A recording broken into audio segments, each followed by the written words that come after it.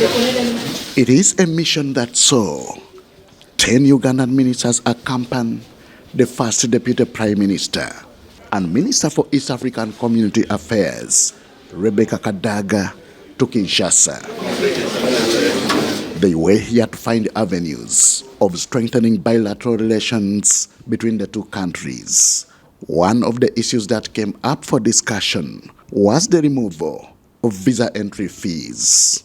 Because if you look at across the whole border, right from Arua down up to Kisoro, these people are just the same people across the border. So why should we really require, one person who is going to settle to the other day and also who is going to further economic interest required to have a visa?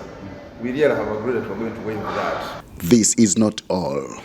The two governments also discussed cooperation in public administration, the fight against corruption, justice, as well as youth and trade affairs.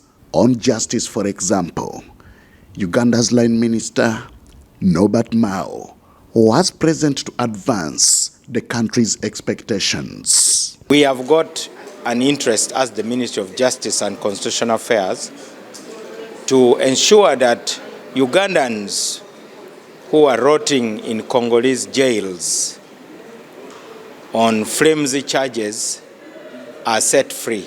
This expectation, whereas still a subject of international law, Mao is optimistic it will work out.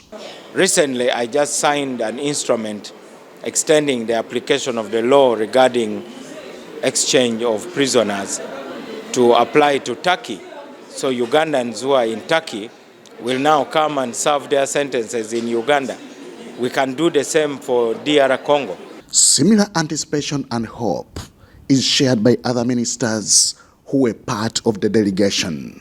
From health, energy and youth affairs, among others, addressing associated challenges remains a concern of the two countries.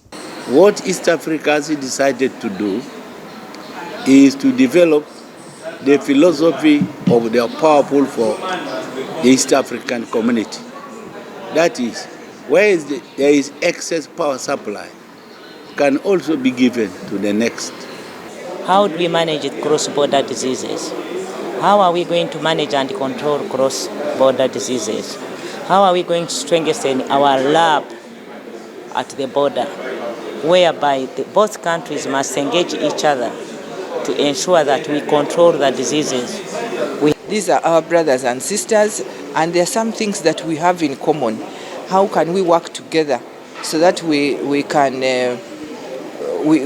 preserve our cultures and, of course, maintain them so that they are not eroded? It will take economic and social infrastructure development for trade between the two nations to flourish. This is why ministries, including works and transport, as well as agriculture and fisheries, were represented. We have an investor who is trying to develop transport from the Karubat this side of Congo. But on our side of Uganda, we have cleared him to put the landing site, but he was not yet cleared the other side of Congo to put the landing site. So immediately yesterday we met, the minister agreed, and they are going to allow the investor also develop the landing site, the other side of transport on water from Uganda to Congo. It is very good. Congo takes a lot of fish from Uganda, and there is need for us as two governments to work together to see how best we can be able to trade in fish, but also in crops, livestock. We have a lot to give to DRC, and DRC has a lot to do to give Uganda. Meetings convened, discussions held, decisions taken, and agreements signed. Has been a process enough to lead to the adoption of a joint communique. This clearly indicates that the 4-day engagement in Kinshasa has not been a waste, but an achievement worth boasting of. Henry Okrut, UBC, Kinshasa.